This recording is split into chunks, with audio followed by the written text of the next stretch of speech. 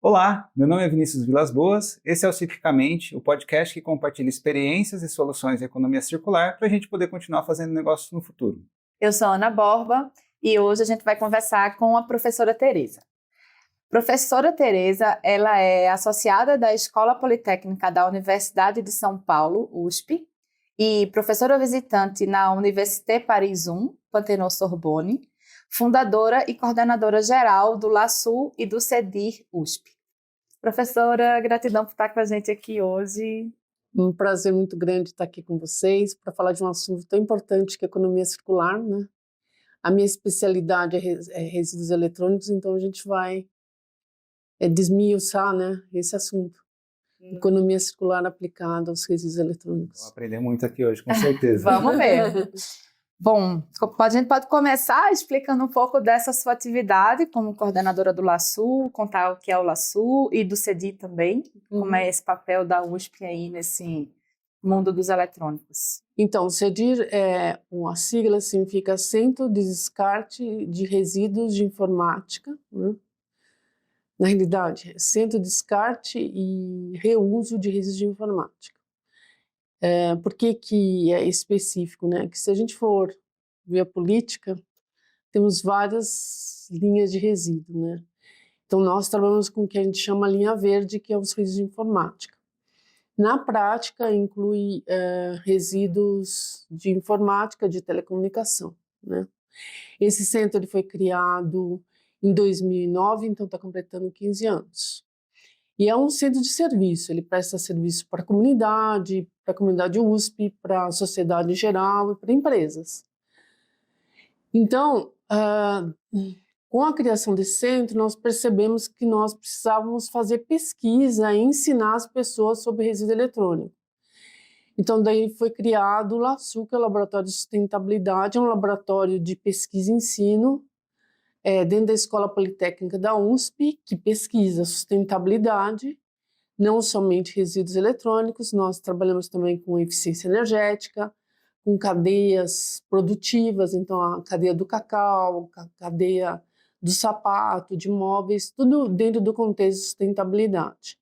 E ele foi criado em 2010, então ano que vem está fazendo 15 anos.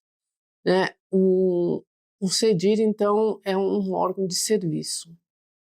O CEDIR ele é focado apenas no resíduo de equipamento eletrônico e o LASU ele abrange um tema da sustentabilidade no geral, pelo que eu entendi, né? Exato, isso mesmo. E o Plano Nacional de Resíduos Sólidos foi lançado em 2010 e ele deu um destaque, né, para os produtos eletrônicos e os seus componentes, além de agrotóxicos e embalagens, pilhas e baterias, óleos lubrificantes e suas embalagens, né, e lâmpadas fluorescentes. Como que isso impactou o Plano Nacional de Resíduos Sólidos no trabalho do CEDIR e como que isso ajudou no trabalho ao longo do tempo? O CEDIR foi criado antes, um pouco, né, bem pouco antes, né, 2009, a Política Nacional foi assinada em 2010, então um ano antes, mas o CEDIR foi criado em dezembro, então, vamos dizer assim, teve um tempo, né? A questão do resíduo eletrônico, ele que é um resíduo de alto valor agregado, esse que é o ponto. Por outro lado, alguns consideram que é um resíduo perigoso. Por quê? Ele tem os metais preciosos, o principal é cobre, do ponto de vista de quantidade, mas ele tem ouro, ele tem prata, ele tem platina. Então ele tem metais preciosos mesmo, só que não dá para você derreter o lixo eletrônico e falar, vou pegar os metais preciosos, porque os metais eles estão todos juntos. Então, o resíduo eletrônico ele tem esse valor agregado, mas por outro lado, ele também tem chumbo. Ele também tem outros metais que são os que a gente chama de metais perigosos, que são os metais pesados que fazem mal para a saúde humana. Então, é um resíduo muito especial, nesse sentido que ao mesmo tempo que ele tem valor agregado, ele precisa de um tratamento especial pela questão da saúde e pela dificuldade de separar os metais. Hoje em dia, mesmo com a norma RoHS, que é a norma europeia, né, que ela tirou o chumbo, né, dos equipamentos eletrônicos ou não ainda? A ROS, ela limita, né? Não pode ter, mas Ela não limita. consegue tirar totalmente por causa das ligas, né? E ela também fala de eficiência energética, ela fala de controle de qualidade, mas ela limita, não tem como tirar tudo. Então, ainda hoje, o resíduo eletrônico ele tem muito metal pesado ainda. Ele tem um metal pesado. Entendi. E depende do resíduo que você pega, pode ter muito metal. Então, vamos pegar um exemplo. Você pega o tubo de CRT, aquele gorducho, né? Uhum. Aquilo pode ter de 3 a 4 quilos de chumbo. É claro que ele está sendo retirado do mercado, mas isso chega ainda para os catadores, eles ainda chega a gente chama tubo de raios catódicos, né? Uhum. A televisão pode ter 6 quilos de chumbo. Então, ela, para fazer a ligação, atrás você vai ter como se fosse um enrolamento de fio de cobre. Então, o que acontece com alguém que quer ganhar dinheiro com resíduo eletrônico? Ela quer retirar aquele cobre e, tipicamente, eles quebram o vidro para retirar o cobre, porque não existe informação de que ali tem chumbo. E daí, com o tempo, eles deixam aquele vidro aberto, a chuva lava e vai aqueles 6 quilos de chumbo para o meio ambiente, né? Para o solo e para os rios que estão em volta ali, né? Exato. Então, assim, o resíduo eletrônico, ele continua tendo uma certa quantidade de metal pesado. O ROS, ele diminuiu, então mas tem uma quantidade mínima. Por exemplo, se você toma água naquele copo de cristal, ali tem chumbo. Porque o chumbo dá uma certa resistência para o material, né? Entendi. E só para o pessoal de casa entender, assim, o que é a norma ROS? Então, em 2002, o governo, ou a Comunidade Europeia, criou 2 legislações. Uma delas é sobre a produção de resíduos eletrônicos, que deveria seguir a norma ROS, que significa que você tem restrição de substâncias tóxicas, né? O ROS significa isso. Então, o que significava? Lá dentro do governo americano, da Comunidade Europeia, não podia fabricar nada que tivesse substância tóxica. Só que ela criou também a questão do descarte do resíduo eletrônico. Então, eles começaram a criar o imposto resíduo eletrônico, o imposto lixo, que no final da vida útil, o europeu ele já pagou uma taxa quando ele comprou para poder descartar corretamente o resíduo eletrônico. Certo. Essa lei teve muito impacto no Brasil. Por quê? Porque o Brasil exportava eletrônico para a Europa. E daí vocês vão me perguntar, mas que Estranho, né? que estranho, mas o que o Brasil exportava para a Europa? Ela exportava terminais ATM bancários. E daí o que aconteceu? Da Europa falou assim, agora, a partir de agora, vocês não podem mais colocar chumbo. Porque daí não entra no mercado europeu. Isso é uma lei de 2002. O que aconteceu aqui no Brasil? Na época nós tínhamos a Itautec, e a Itautec tinha tinha uma linha de produção que tinha chumbo normal, ela criou uma nova linha de produção para produzir computador para exportar para a Europa. Não é exatamente computador com a função de ATM, né? Sim. com função de ATM.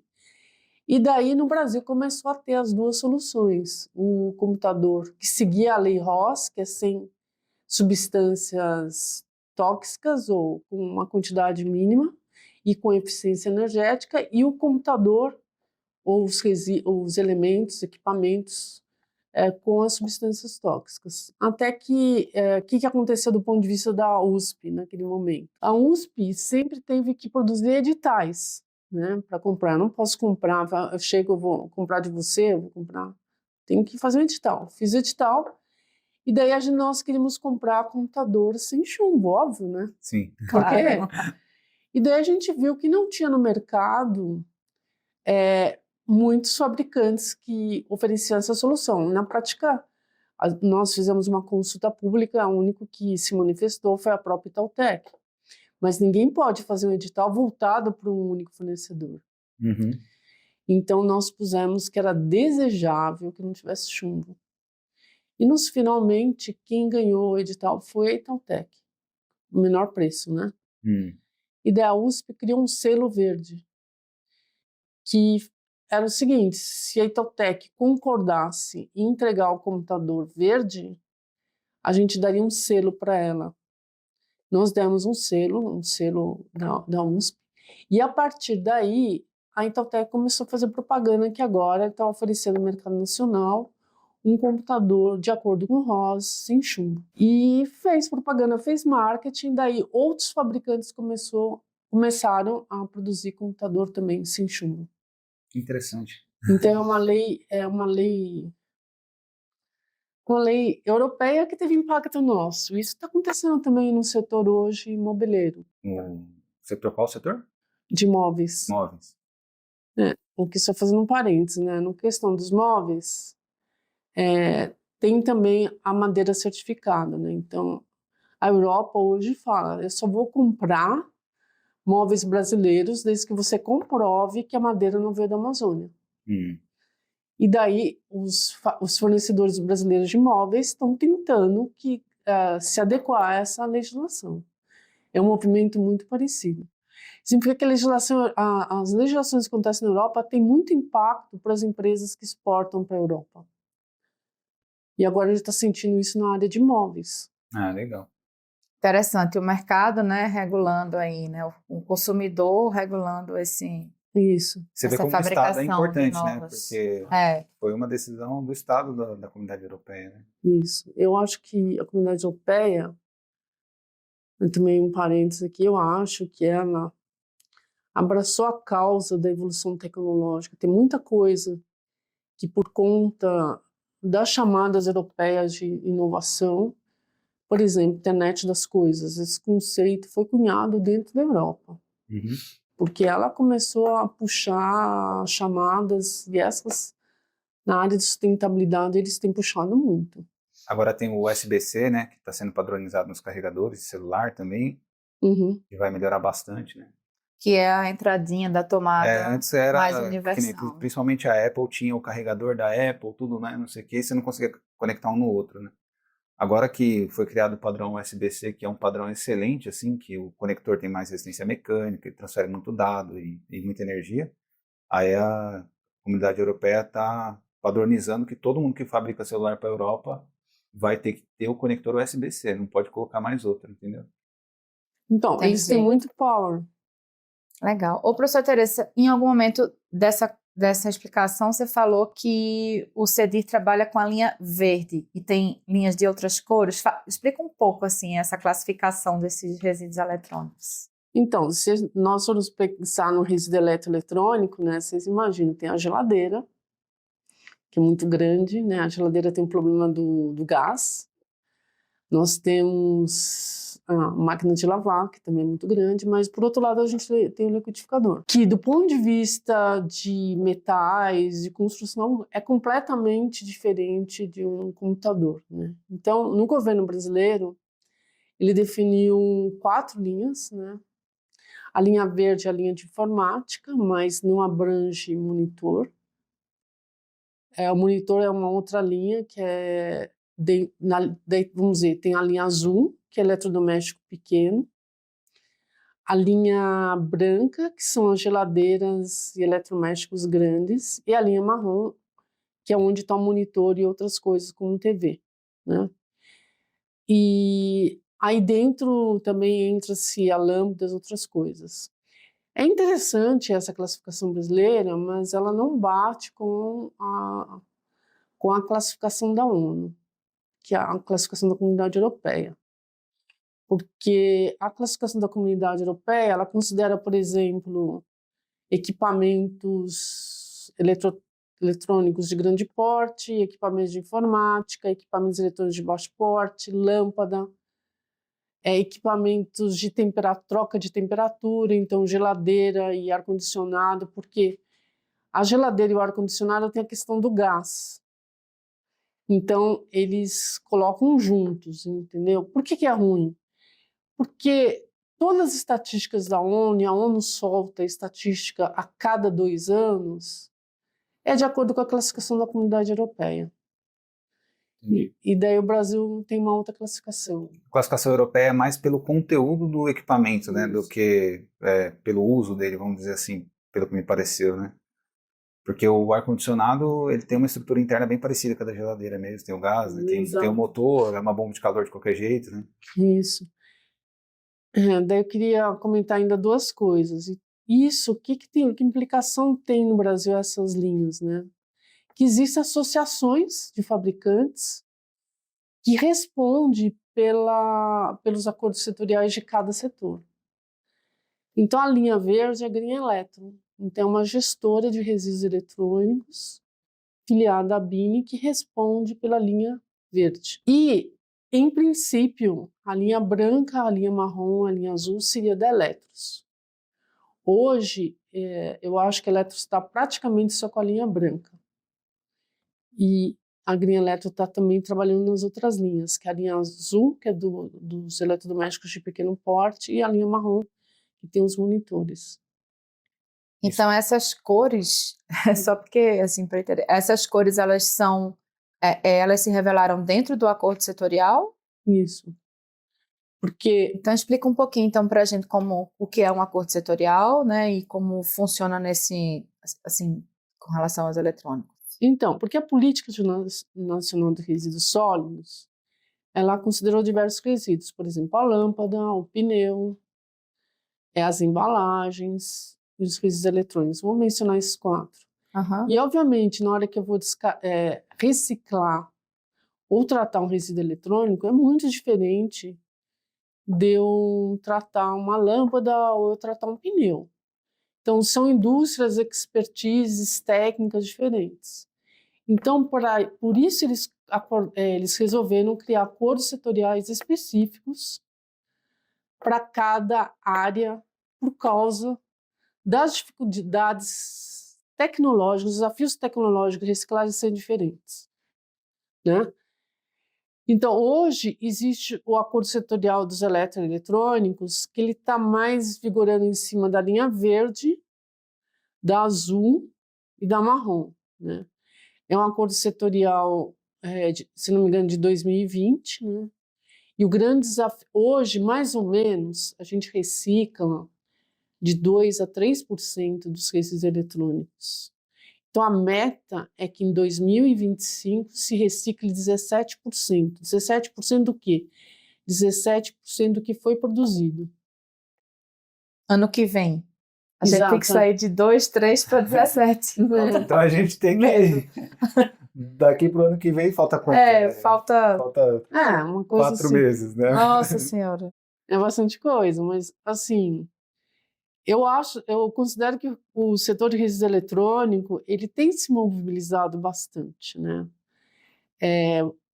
As pessoas tentam se ajudar, né? Acho que o grande ponto, aqui eu vou tocar no outro ponto, é a questão do Brasil não ter mineração urbana. Então, vamos explicar o que é mineração urbana, né? Quando a gente pensa em qualquer metal precioso, a gente vai lá nas minas e retira, né? E a mineração urbana significa você retirar das placas, né?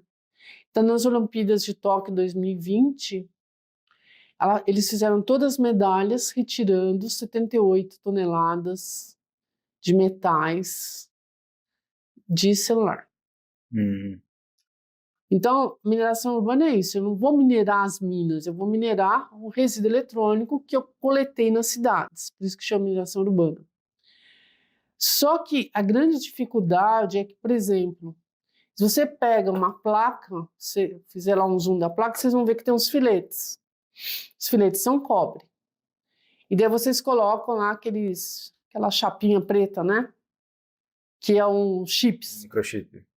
Mas ele está sendo conectado com ouro. Então existe uma proximidade muito grande, uma junção, uma liga ouro-cobre. E isso é muito difícil de separar. Aqui é próprio ouro 18 quilates, ele é uma liga de ouro com cobre, né? Para deixar ele mais resistente, né? Exato, mas é muito difícil separar para você ter ouro puro, como puro, né? Então, existem várias técnicas, né? Aqui no Brasil, Já houveram iniciativas para separar. Tinha um negócio que chamava uma bactéria que comia ouro. Isso é criada ali em Campinas. Mas são soluções que funcionam, mas que tecnologicamente ainda são muito caras, né? Então, Não hoje tem escala ainda. não tem escala. Então, hoje o Brasil exporta as placas. Isso me incomoda muito porque a gente pensa o seguinte: quando o Brasil foi colonizado, eles vinham aqui, pegavam ouro e levavam os metais preciosos. Hoje a gente dá, entendeu? Uhum. A gente exporta essas placas, os metais ficam lá fora e eles pagam por quilo de acordo com o valor da bolsa. O que eu quero dizer é o seguinte, vamos supor, eu pego 100 quilos de placa. Eles moem esses 100 quilos, eles fazem uma amostragem, vê qual a porcentagem que tem de ouro, cobre, etc. Então, eles inferem qual a porcentagem que vai ter nesses 100 quilos de placa. E daí eles pagam proporcionalmente ao valor da bolsa, né? Mas o metal foi embora, né? Ou seja, o valor agregado fica lá e a gente só exporta o resíduo. Esse resíduo que manda embora, que a gente exporta, ele conta nesses 2, 3% da Política Nacional de Resíduos Sólidos? Conta. A gente ainda está muito atrasado. E se ganha dinheiro com essa reciclagem, se a gente fosse... Qual que é a oportunidade de negócio que a gente tem? Porque eu falo que a economia circular é muito bom a gente fazer a pessoa ganhar dinheiro fazendo a atividade, né? Não que aquilo seja uma coisa que é só um custo para a empresa, né? Como que seria essa estrutura de custos, assim? Então, reciclar, pegando lá o diagrama da borboleta, é o que você ganha menos. Então, você fazer o conserto, primeiro aquela primeira argola lá da borboleta, é um monte de disquete, né? Não sei se vocês lembram, mas o disquete representa que eu estou ampliando a capacidade de memória e pondo mais disco. Depois, quer dizer, a primeira é o conserto, depois amplia a capacidade de disco e depois você faz remanufatura. O que é a remanufatura? A remanufatura você pode pegar 2 computadores e virar em um, ou 3 computadores e virar em um. Então eu posso pegar um computador e uma carcaça, eu pego de um computador, a placa de outro, o teclado de outro, né? Então, se a gente pega o conserto, a memória e a remanufatura, isso aí dá mais ou menos de R$70 a R$90 o quilo. A reciclagem dá de R$3 a R$6 o quilo. Então, isso demonstra que a remanufatura é um belo business, que dá um retorno bastante grande. Só que qual que é o problema do mercado nacional? Que o brasileiro tinha ou ainda tem, né, um certo preconceito de um computador de segunda mão. Até que chegou a Covid, né? Eu falo que a Covid não é que é 100% ruim, porque o Covid nos despertou para a consciência de várias coisas, né? E uma das coisas que aconteceu durante a Covid foi que as pessoas tinham que estudar e trabalhar em casa, só que as pessoas não tinham computador. Então, que tal eu usar um computador mais barato de segunda mão? Foi aí que começou a alavancar o mercado de segunda mão, né? No caso de roupas, mas também no caso de computadores. Então, esse mercado de computadores de segunda mão está começando a crescer muito. Então, aqui, mais uma vez, a questão da economia circular se verifica que a aplicação da economia circular para resíduos eletrônicos é uma vantagem muito grande do ponto de vista de business. Dá um retorno muito maior do que eu mandar para reciclagem.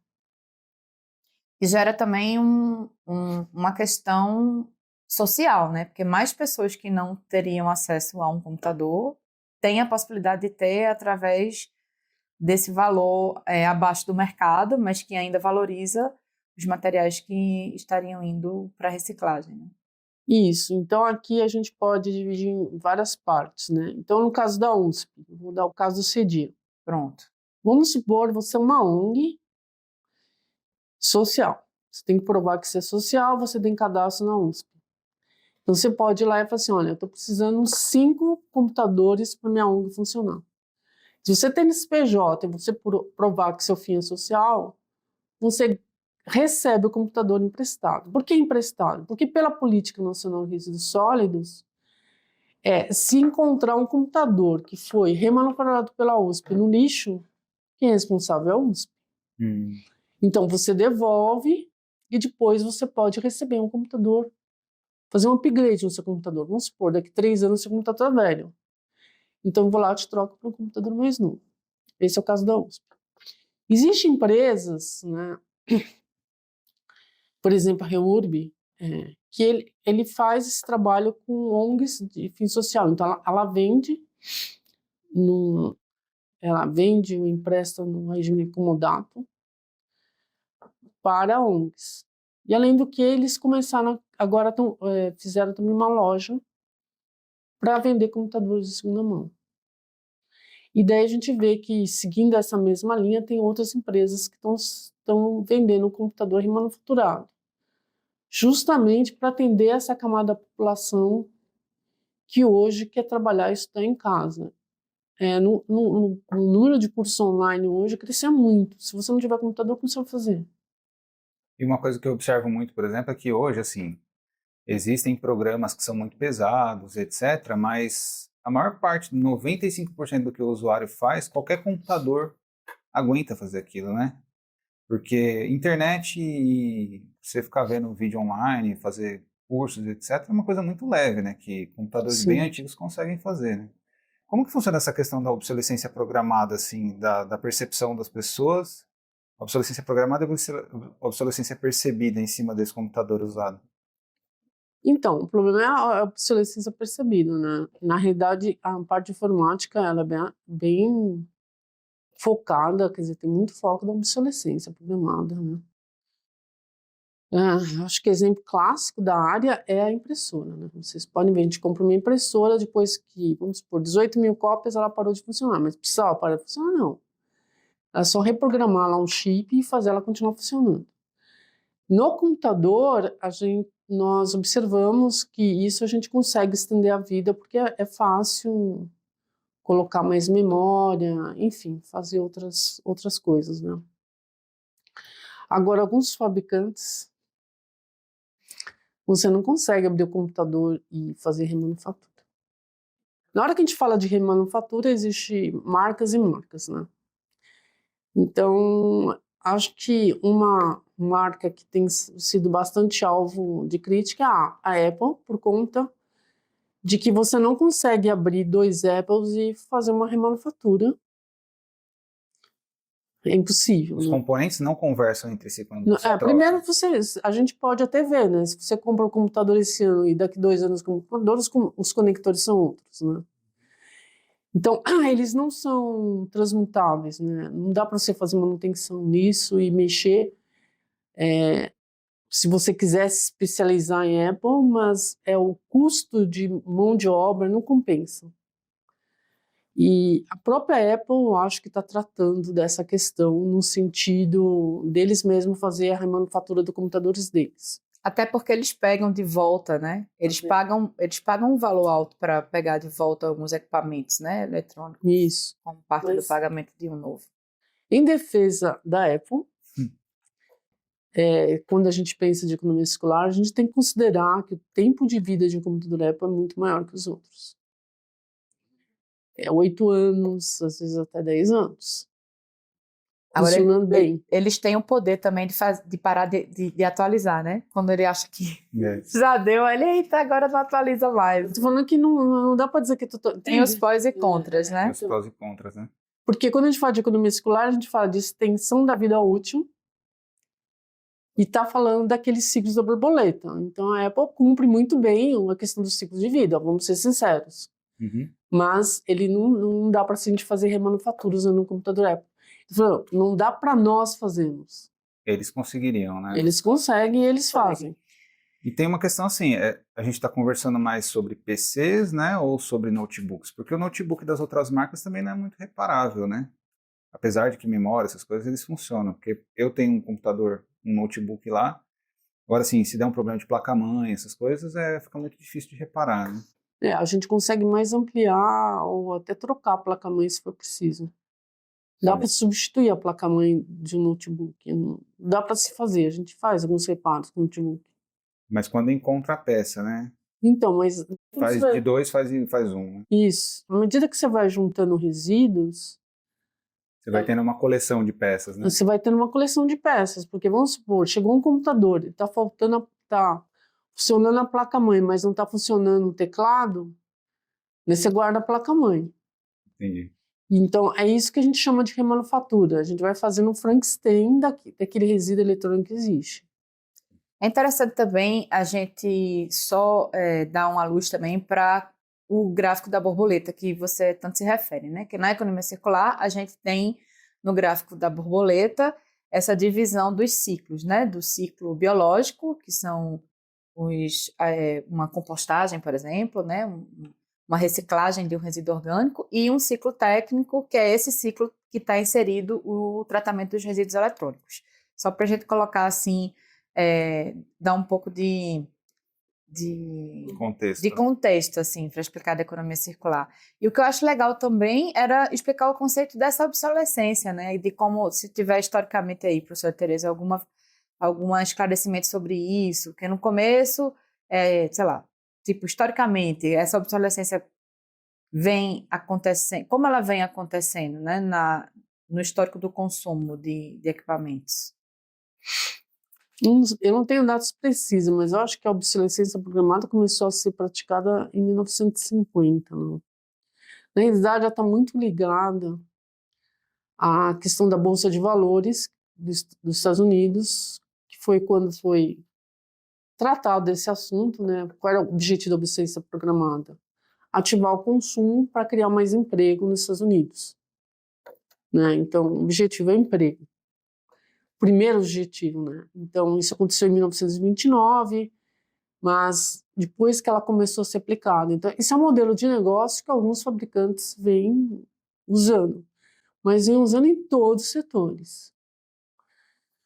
Só para ilustrar, a gente está falando de resíduo eletrônico, mas se você pegar a área da moda, nós temos hoje o fashion. Fast fashion. Fast fashion. O que é o fast fashion? A obsolescência programada no contexto da moda. Né? Eu vou produzir uma roupa que dura pouco, para a pessoa ter que trocar logo, então daí eu gero mais emprego, eu gero tudo, é movimento. Mas e o que você gera de resíduo? Como fica? Então, a obsolescência programada, infelizmente, não é só no eletrônico. Ele tem na roupa, ele tem nos móveis. Tanto é que se a gente conversa com as nossas mães, nossas avós, eles vão falar que uma máquina de lavar antigamente durava 25 anos ou até mais. Hoje dura muito pouco, 5 anos. 5, 7 anos. Tinha uma de 7 agora que acabou de quebrar. A minha quebrou com 7 também. Eu acho que deve ter uma mágica certinho. Nesse número. E eu consertei ela quebrou de novo outro componente. Eu consertei ela quebrou outro componente de novo. Aí eu tive que comprar uma nova, porque eu percebi que todos os componentes estavam dimensionados para falhar junto em 7 anos. E aí virou uma bola de neve ali que ela parava de funcionar constantemente e eu fui obrigado a comprar uma nova. Eu acho que é um resíduo eletrônico, né, eletroeletrônico também, de porte grande, e que deve ter algum valor no mercado, né, porque rapidamente o cara que vem trazer a nova já sabe para onde levar a velha. Né? Então, isso é uma coisa que acontece. E outra também, eu percebi que até é interessante esse negócio da máquina, porque eu comprei do mesmo fabricante, uma máquina que eu achei que era melhor. Mas quando ela chegou, ela sim era até mais bonita por dentro, tinha outra funcionalidade, porque lavava a roupa branca separada, era colorida, mas era a mesma máquina. Ela, fora o bojo que sai de coisa colorida, é igual. E ela está começando a apresentar o mesmo defeito. Então o pessoal ainda está com preguiça de inventar uma máquina que dure mais, né? Porque não é exatamente preguiça, né? É intenção mesmo. Então. Design como intenção, né? Pois é, economia circular para redesenhar o mundo todo novamente. Que é um produto também que a gente poderia alugar, né? Que é aquela história de ter a máquina como um serviço. Então, a questão da máquina como serviço, ele na realidade ele vai contrapor, né? Então, se você vai usar a máquina como serviço, eu, o fabricante, vou querer que ela dure mais. Sim. Então, eu acho que vai começar a ter um pouco de conflito de interesse. Eu quero que a máquina dure mais para poder alugar ela por muito tempo. Ou que dure menos para as pessoas comprarem mais. O trabalho seria o menor, seria ela durar muito e você explorar ela com aluguel por muito mais tempo sem ter que dar nenhum tipo de manutenção, né? Uhum. Aí me ocorreu uma dúvida. No CEDIR, quando você é uma ONG e precisa de computadores, você pode solicitar na USP e hoje você recebe esses computadores sem custo. Uhum. Mas vocês também alugam para outras empresas que podem pagar? Não, a gente só dá para ONG. Ainda não chegou nesse ponto, né? Não, a gente não ganha dinheiro com isso. Entendi. É uma coisa que nasceu só para sem fins lucrativos mesmo. Isso. Mas daria lucro, professora Tereza, na sua opinião? Sim, essa empresa Reurb faz isso. Faz isso. Ah, então a Reurb é uma empresa privada, não é um órgão. Não, a Reurb é uma empresa privada que vive de economia circular, Ah, tá. aplicada ao resíduo eletrônico. Interessante. Eles falam que eles pegaram o modelo do CEDIR e fizeram virar dinheiro. Mas a USP não pode. Você já pensou? A universidade pública não pode. Não, é que em algum ponto, né? Enfim. Mas foi interessante, então, esse comparativo. Acho que agora deu para fechou o lado corporativo que você estava se referindo, Sim, né? Como se ganha dinheiro com esse mercado? Ou se ganha, porque em alguns mercados ainda não, né? Se ganha dinheiro, então, vendendo computador de segunda mão. E qual que é o volume do CEDIR, assim, de produção mensal de computadores? Quantos computadores vocês conseguem fazer? A gente recebe de 10 a 12 toneladas mês. Nossa, é muito. E a gente produz, acho que entre 25 a 40 mês. Eu acho, não sei. 25 a 40 computadores. Não sei. A gente só tem 2 funcionários. Tem 3 funcionários, só 2 que refazem fatura. E o resíduo das placas que estão com defeito, vocês fazem o que com esse resíduo? A gente passa por uma parceira que faz reciclagem e ela investe em projetos sociais. Isso é compromisso. Certo. E dentro desse contexto, desse volume, tem uma ideia de quanto vocês conseguem percentualmente aproveitar ou pelo menos estocar, né? Que eu estou entendendo que vai rolando um estoque para você ir usando. Acho que 25%. 25% consegue reutilizar. Chega coisa muito velha. Então a gente está agora montando um acervo histórico que chega a peças de valor histórico. Entendi.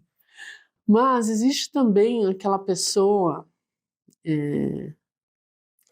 que fez um experimento lá na década de 80 e rodou um programa. Não sei se você lembra da história de DOS. Sim, sim. Que às vezes ele chega lá, não sei dia ele quer, a máquina dele pifou, ele quer mais memória para aquela máquina. Então existe esse cara. O cara precisa rodar uma máquina com COBOL. Isso. E não tem a peça. Então o CEDIR também atende a questão da a gente fala spare parts, peças de reposição para esses computadores antigos. É possível ir lá e comprar ou Não. Essa da doação? Doação, mas geralmente quem procura é a pessoa da própria USP.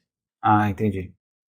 Na realidade, tem uma universidade privada que vai lá, mas geralmente é da própria. É porque eu participo de uma comunidade de computadores antigos. E aí a galera, é pirada em 386, sabe? Sei. Então, geralmente é mais a própria USP que usa isso. Tem uma outra universidade, mas enfim. Mas outra coisa que se usa é fazer pesquisa. Então, vamos supor, eu quero montar um robô e eu preciso de motor. Então, lá no HD tem um motor que você consegue fazer robôs. O motor do disco. É o motor do disco. Entendi. Legal. E como é que a gente envia os materiais? Como funciona esse envio desses computadores para a USP? Então, existe o e-mail, né, que é cedir@usp.br, você conversa com as pessoas e você agenda a entrega. Por que precisa ser agendado? Porque imagina que o CEDIR cuida do resíduo da USP toda, daí aquele dia vem um ônibus ou um caminhão de Ribeirão Preto, porque Ribeirão Preto tem o campus da USP. Daí a gente tem que se dedicar o dia todo para cuidar desse caminhão, então se a pessoa vai lá sem ter agendado, ela pode esperar ou não ser tratado, né? Então, geralmente a gente reserva um dia da semana para as pessoas físicas com baixo volume. Professor, e essa questão de você ser professora visitante na Université de Paris 1, Sorbonne, não sei se pronunciar direito. Como que é essa sua atuação lá? Na verdade, eu dou aula uma vez por ano, né? É uma aula de sustentabilidade e tecnologia. Então, eu explico as tecnologias digitais, quais são as tecnologias e depois como usar a tecnologia para implementar soluções de sustentabilidade ou como tornar as tecnologias mais sustentáveis, porque se você for ver, todas as tecnologias gastam energia, né? Então, eficiência energética é o básico para a gente ter a questão de eficiência energética, né? Um dos grandes, quando a gente fala, hoje está se discutindo muito decarbonização de TI. E isso implica, obviamente, ter eficiência energética, né? Vocês imaginam que a gente fala tudo está na nuvem, mas está na nuvem, o que significa? Onde que é a nuvem, né? Onde que é a nuvem? A nuvem é distribuída no mundo, né? Os data centers gastam muita energia, então a gente tem que distribuir e cada lugar tem uma matriz energética diferente. Essa questão da matriz energética, o Brasil tem uma das matrizes mais limpas, mas se você hospeda num país que a matriz energética não é limpa, significa que você tem menos decarbonização, né? Então é uma coisa bem complexa. Mas o que eu queria trazer aqui para vocês, um dado que saiu no último relatório da ONU que eu acho incrível, é que estava pressuposto que no ano de 2022 nós teríamos 59,5 milhões de toneladas de resíduos eletrônicos. E, na realidade, a gente teve 62.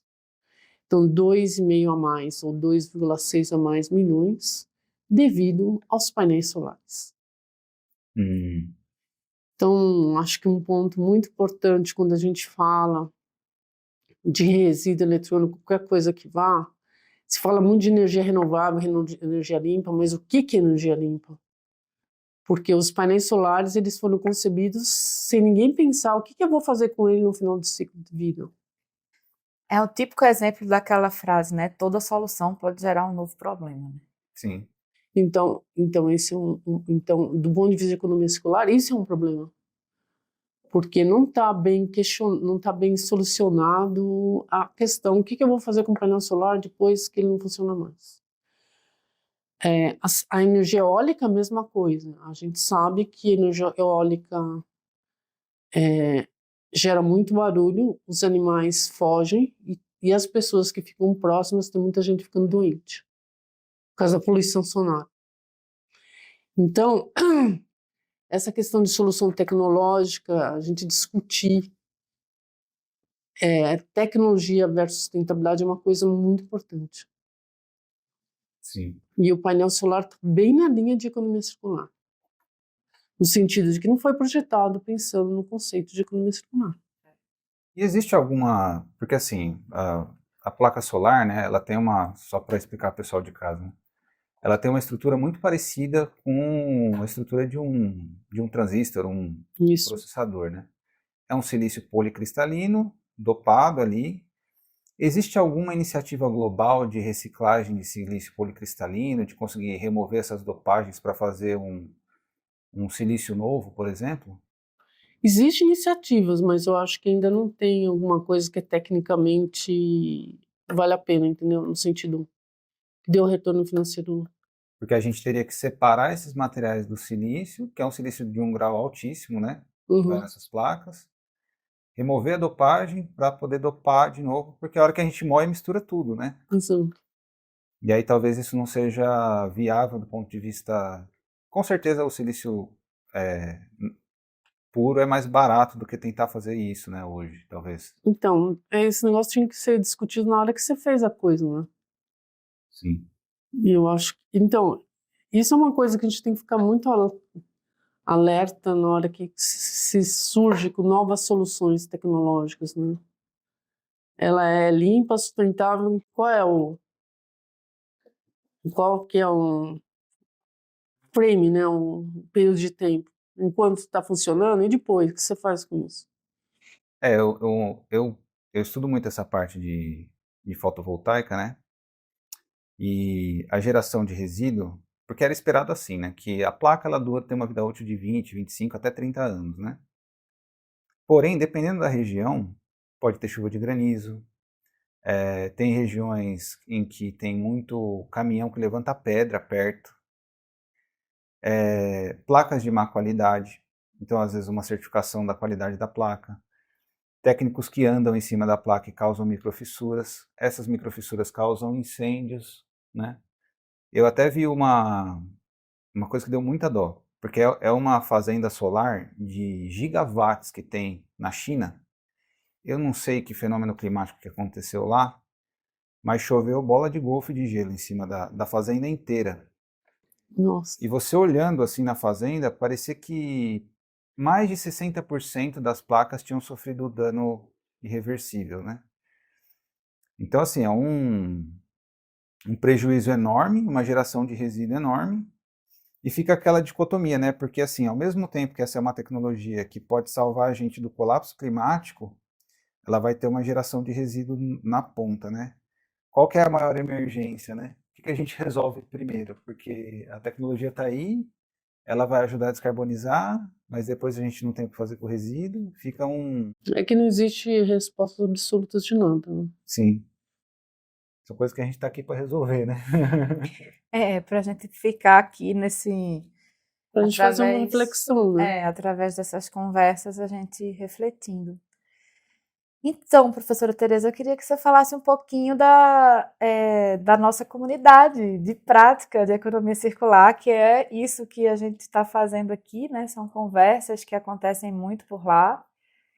E fala um pouco como você sente, o que é a Rede Nós para você. E eu sei que você já foi lá dar umas 2 aulas, assim como você está dando essa aula aqui para gente. Então, conta um pouco como é estar. Então, acho que a Rede Nós é um espaço muito interessante porque são pessoas focadas num único objetivo, né? No objetivo de tornar o mundo mais sustentável e praticar a economia circular, né? Eu acho que uma coisa na sociedade moderna que não faz muito sentido é a geração de resíduos, né? Que é isso, né? Lixo é um erro de design. Então, o ser humano ainda nós ainda não temos essa consciência absoluta do problema do lixo, né? O lixo tem um impacto muito grande na nossa vida e vai ter cada vez mais se a gente não tomar alguma medida, né? Então, eu vejo que a economia circular ela é muito importante por conta disso, porque eu vou ter lixo zero e, e eu preciso fazer isso desde a concepção do produto, né? Então, é isso que eu vejo nessa comunidade, porque nós não estamos só discutindo a questão do depois, né? O que eu vou fazer com o lixo? Não, a gente está discutindo a questão do ecodesign, do design desde o início. E como repensar os produtos, né? Então, ali nos cursos tem a questão de você desmontar o objeto, repensar o objeto. Então, eu acho isso de extrema importância para a gente construir uma sociedade que realmente possa crescer no sentido da palavra, que é crescer como a natureza cresce, né, de maneira harmônica, e não como nós temos feito de jogar resíduos, né? Resíduos não é para existir, né? Então, eu acho muito interessante essa comunidade, porque são pessoas que ali se reúnem com o mesmo objetivo, com setores da indústria diferentes. E a gente já teve palestra de tudo, né? De resíduo eletrônico, acho que a gente já teve até de música, não tivemos? A gente teve muita coisa, né? Tem a parte da compostagem, né? Tem. Do alimento também, né? Então, assim, é muito ligado aos critérios do próprio C2C, que foi a nossa formação de economia circular foi baseada, né, dentro da metodologia do Cradle to Cradle, mas que tem... Bom, minha gente, a gente já tem 3 anos de comunidade, Tem né? muita coisa lá, né? Ficamos aí...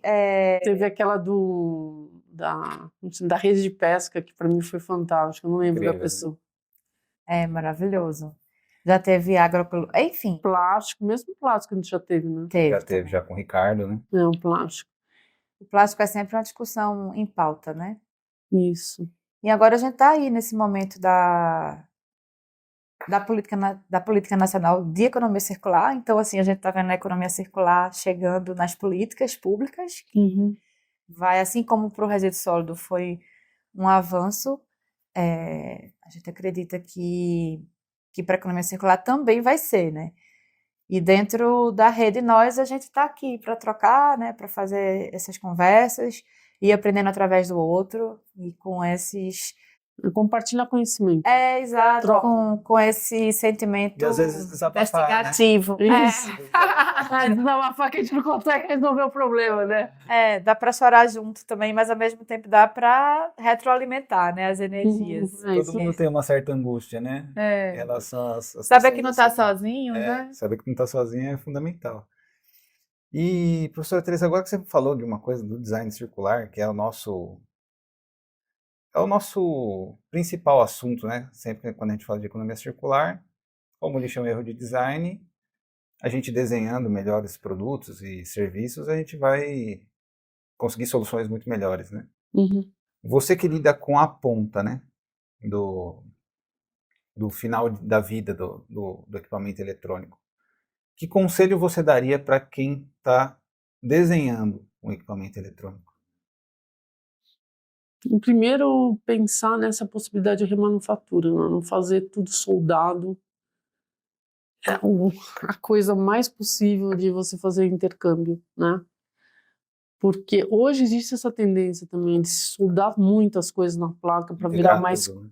para ficar mais compacto, né? E óbvio que daí fazer a remanufatura fica mais difícil, porque eu não vou tirar chip da placa, então o que acaba acontecendo eu tenho que trocar a placa inteira, né? Então fazer as coisas, eu não sei se a palavra correta seria isso, componentizável, um monte de componentes que se conversem, né? Mais modular, né? Mais modular, exato. Num senso de você ter peças reutilizáveis, né? Então acho que isso é super importante. E também, acho que a gente não falou sobre isso, é muito importante a gente considerar os catadores, né? Porque os catadores estão previstos na Política Nacional de Resíduos Sólidos, né? Hoje, eles têm maior peso dentro do governo atual, né? Mas a gente precisa treinar os catadores, não dá para simplesmente falar, dar um computador para os catadores e agora o que você faz com ele? Então isso requer um treinamento dos catadores. Nós lá vamos dar treinamento junto com o Instituto GEA para todas as capitais, todos os catadores de todas as capitais. Então o treinamento das pessoas é importante para que ele faça o descarte correto do resíduo, por conta que o resíduo eletrônico tem metal pesado. O que eles fazem de errado, assim, normalmente? Só um exemplo. Esse negócio lá do monitor de CRT. Quebrar o monitor. Quebrar o monitor para tirar o cobre. As bobinas do CRT. Isso. Mas o catador, a experiência que eu tenho, eu sou muito positiva em relação ao catador. Na hora que você explica para ele que ali tem metal pesado, que ele não pode fazer isso, ele faz certo. Porque é um risco para a saúde dele também, né? É um risco para a saúde dele. A questão do catador, qual é? Vocês concordam que é uma camada da população que não tem dinheiro. Sim. Então, eles têm uma busca por solução imediata, por retorno imediato do dinheiro, né? Então, a gente precisa achar parceiros que eles conseguem ter um retorno mais rápido, porque ele depende do resíduo para sobreviver. Então, não é que ele é um businessman, que ele vai poder separar o resíduo e daqui 3 meses ele recebe o dinheiro dele. Ele precisa de um retorno imediato.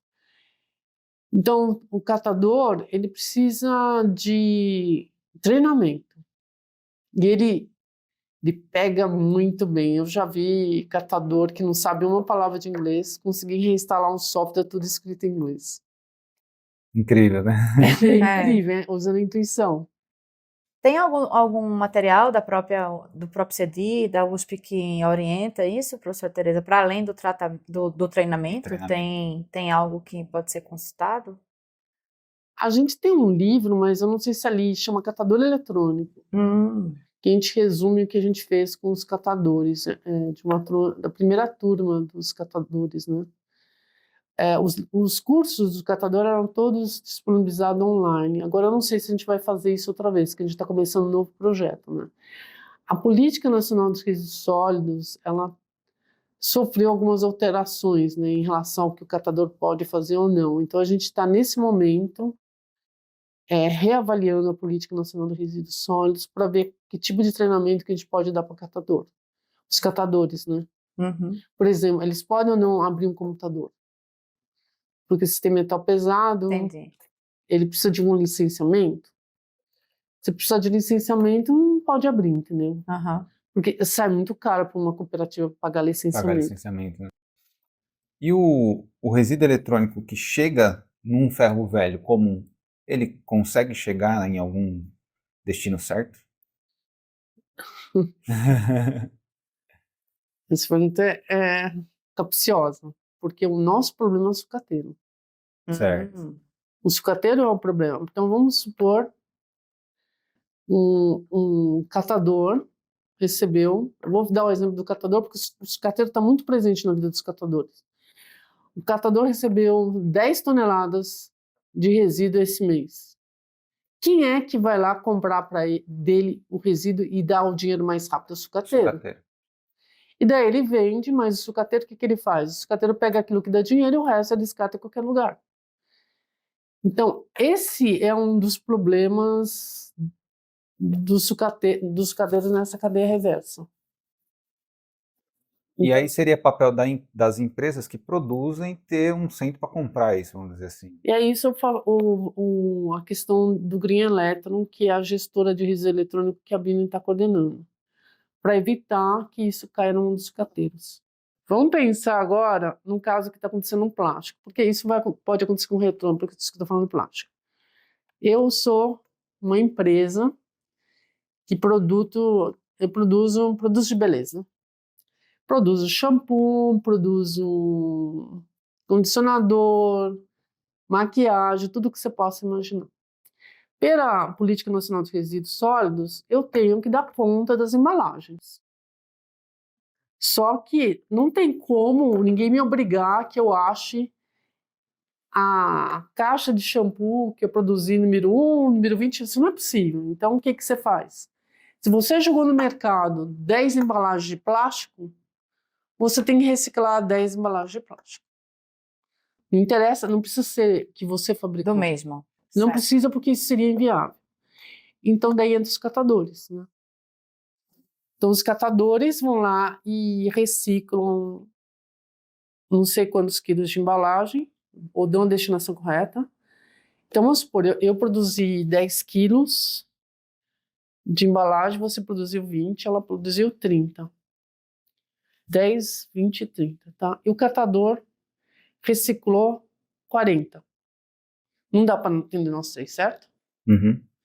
Então, o que ele faz? Ele através de um terceiro, ele vai lá e fala assim, ó, eu cuidei de 40, esse terceiro me vende um certificado de reciclagem de 10, um de 20, para você só sobrou 10. Você produziu 30, como que você vai dar conta? Então, às vezes, esse intermediário pode utilizar o mesmo certificado. Não existe transparência. Os certificados não estão bem certificados. Mas essas notas fiscais, elas não estão sendo reguladas pelo blockchain? Essas notas fiscais de venda de materiais recicláveis? Eu entendi que não. Esse é um dos problemas hoje, um desafio. Não está na prática, provavelmente, né? Se a gente está falando sobre isso aqui. Eles estão discutindo a transparência desse processo. Entendi. E isso pode acontecer também com a questão dos resíduos, né? No caso de acordo setorial das embalagens, aqui em São Paulo, pelo menos, é 22%, né? Que as empresas precisam... Exato. Estou vendo que o acordo setorial dos resíduos eletrônicos está em 17%, né? Das embalagens é 22%, exato. Mas eu estou dizendo que é um problema que agora está começando a ser discutido nos resíduos eletrônicos. Ah, entendi. Porque eles estão regular essa transação. Porque eles estão com medo de acontecer a mesma coisa que aconteceu com as embalagens, que é a falta de transparência. Então, eles estão criando uma associação para resolver esse problema. Certo. Eu falei da embalagem porque é mais fácil de entender, porque ele já está acontecendo. Total. Eu não Bom, sei se isso é dentro da nossa... Não, eu acho Não, que é acho que importante ficou ficar, porque eu mesmo tenho muito problema, porque na verdade o que acontece? Esse terceiro que entra, em geral, os selos que são criados para regular essa transação entre catador e indústria e governo, né, a partir dos acordos setoriais, ele geralmente é um recurso que está pagando só a transação. Ele não está deixando nenhum benefício no catador, que é quem faz todo o trabalho. Isso. Então, esse é um ponto de atenção que, para a gente não herdar, né, acordos que não estão funcionando muito bem em outros setores para esse setor do eletrônico. Então, eles estão olhando um acordo setorial da embalagem para verificar como que vai acontecer agora com o resíduo eletrônico. Entendi.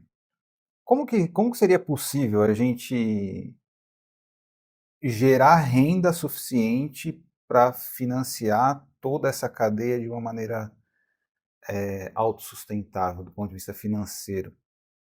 Você acha que isso é possível? Não sei. O Reúbe vive isso. O Reúbe vive disso.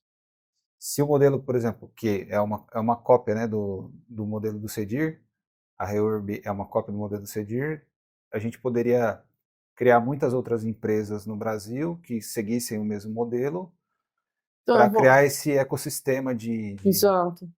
O que a Reúbe faz? Então, ele chega lá pro cara da Globo e fala assim: escuta, você vai descartar 3 mil computadores. Na hora que eu pego 3 mil computadores, é óbvio que isso aí vale um dinheiro, né? Então, ao invés de dar dinheiro, eu vou investir em projeto social. Ele vai lá, investe em projeto social e comprova para a Rede Globo que investiu em projeto social. Então, sem pôr nome para os bois, né? Eu quero dizer o seguinte,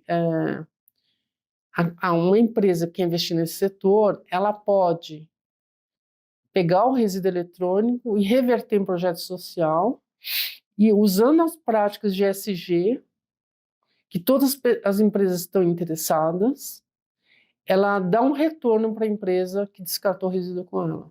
Dela reverte a situação. ela ganha dinheiro, a empresa cumpre as metas dos ODS da ONU na E do questão da ESG, ESG, melhora a imagem dela na Bolsa de Valores e isso, todo mundo sai feliz nesse caso. exatamente. E os projetos sociais são atendidos. Perfeito. Então, assim, para fechar esse ciclo seria, a gente ainda não conseguiria fechar completamente, né? Mas se a gente conseguisse fazer a mineração urbana do que sobra do que não foi remanufaturado, usado em programa social, recuperar esses metais preciosos, a gente conseguiria fechar boa parte desse ciclo. Acho que hoje a gente consegue. Eu acho que a única coisa é que exportar metal precioso para mim parece um tiro na cabeça, né? No sentido de que a gente está pegando e exportando aquilo que mais vale dinheiro. Agora, o Brasil tem tecnologia já. Não é que a gente não tem tecnologia. Tem esse centro lá em Campinas que criou a bactéria que come ouro. Tem uma outra professora de Juiz de Fora que também faz um processo de decantação. Existem soluções tecnológicas ainda feitas por brasileiros. Só que precisa de um grande investimento para abrir uma grande fábrica. Por exemplo, esse centro de pesquisa já faz 3 anos atrás de algum investidor, entendeu? Precisa de um investimento. É que existem sempre as forças econômicas que têm outros interesses, né? Entendi. Mas o Brasil conseguiria fazer isso. Professora Tereza, sobre os dados desses equipamentos que chegam para serem remanufaturados ou reciclados no CEDIR, como é que vocês tratam isso? Porque muitos equipamentos quebram com os dados dentro, né? Você fica meio refém ali daquela informação. Então, quando o computador chega quebrado, não tem jeito, a gente meio que destrói a mídia, né? Destruir a mídia é muito fácil. Você pega o disco lá, faz um furinho e tá destrói a mídia. Mas quando você vai reusar, você tem que fazer uma formatação física, né? E essa formatação física precisa ser feita com muito cuidado, justamente para garantir que os dados não possam ser recuperados. Então, esse é um ponto muito sensível, né? E nós recebemos dados de empresas, dados de pessoas físicas, e as empresas, às vezes, preferem dar equipamentos sem risco. Mas um equipamento sem capacidade de armazenamento é ruim, né? No sentido de remanufaturar e de emprestar para um projeto social, né? Então, o melhor mesmo é a empresa dar o computador todo e a gente se responsabiliza pela formatação do armazenamento. Legal, que aí vocês conseguem fazer essa, E- apagar tudo sem deixar nenhum rastro. Aí É existe um um órgão contrato para consciente. formalizar isso. Exato. É muito interessante isso. Essa parte de descaracterização É muito importante. é muito importante, realmente. Eu mesmo já tive receio de descartar. Na verdade, assim, todo o lixo eletrônico que eu gerei na vida está quase comigo ainda. Então, isso que eu ia falar. Tô com um telefone também que aconteceu comigo. Ele foi morrendo assim na minha mão e ele, meu Deus, as minhas coisas estão aqui dentro, como faz, né? Uhum. Enfim, é realmente uma preocupação. Aqui no Ciclicamente, professora Tereza, a gente termina o episódio sempre partilhando uma alegria nossa, individual, ou que a gente pode trazer também das nossas iniciativas, que a gente está vivendo no momento relativo à economia circular, para deixar um ponto bem positivo aí para esse lugar, né, de redesenhar o a gente chama de biblioteca de alegrias. Então, eu queria pedir para você. Acho que uma grande alegria para mim desse projeto é porque eu tenho um outro projeto de inclusão social, né, que eu chamo de Paideia, que eu faço treinamento de jovens de baixa renda. E a grande alegria é poder produzir esses computadores remanufaturados para eles conseguirem estudar. Isso para mim é um grande prazer, Nossa, maravilhoso. uma grande alegria.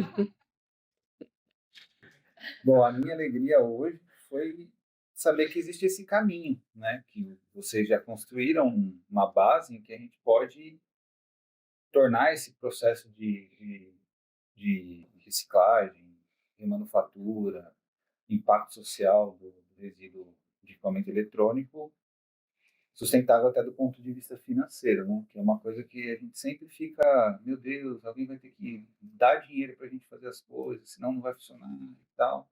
Já tem empresa fazendo isso e funcionando, então eu fiquei muito feliz de saber que já estamos nesse estágio inicial aí dessa propagação do conhecimento, né?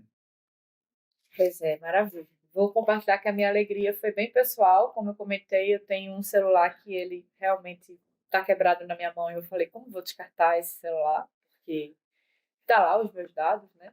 Então, bom saber que no CEDIR vocês recebem, que a gente pode confiar, né? Que isso vai ser descaracterizado e, quem sabe, aproveitado algumas peças, né? Para seguir sendo vivo ainda em outro aparelho. Eu acho que é uma grande alegria a gente pensar que uma coisa que a gente vai descartar talvez até sirva para outra pessoa, né? Agora eu vou fazer um parênteses. Outro dia uma menina estava no ponto de ônibus e foi assaltada. E ela era daquelas moças que vendia chocolate, vendia docinho, só que roubaram o celular dela. Deu um aluno que sabia do projeto do CEDIR, foi lá e falou, não se preocupe, eu vou conseguir um celular para você usado. E conseguiu. E foi lá e a gente deu um celular para ela usado. Nossa. E hoje o celular ele representa a renda da pessoa, né? Sim, sim. É super importante. A pessoa recebe dinheiro para o celular, né? Paga, né? Muito... O mais absurdo é alguém roubar uma pessoa dessa, né? Aí não dá nem para discutir. Né? Não dá para discutir. E agora no final, professora, divulga suas redes, divulga o site do CEDIR, onde o pessoal pode te encontrar, LinkedIn, para conversar com você diretamente. Puxa, eu não sei se... o CEDIR não tem site, né? Então eu vou... o site do LASU é lasu.usp.br, né?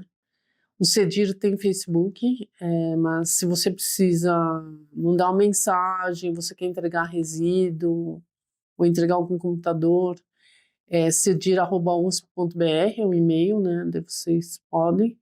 E eu estou presente tanto no LinkedIn, quanto no Facebook e até no Instagram. O Laçu tem Instagram, Facebook e... só não tem TikTok. Mas tem LinkedIn também, né? Mas eu não sei de cabeça. Qual é o seu nome lá no LinkedIn? No LinkedIn, Tereza Cristina Carvalho. Perfeito. E o Laçu é laçu.usp. Então é isso, professora Tereza. Gratidão por estar aqui, né? Mais uma vez aqui, a gente junto, Comunidade de Economia Circular, para conversar sobre esse mundo novo aí que a gente está construindo juntos. É um prazer, eu acho que não faz mais sentido, né? Pensar no mundo não circular. Né? É porque não vai ter mundo se não for assim. Exato. Então, um grande prazer. Muito obrigada pelo convite. A gente que agradece. Obrigado.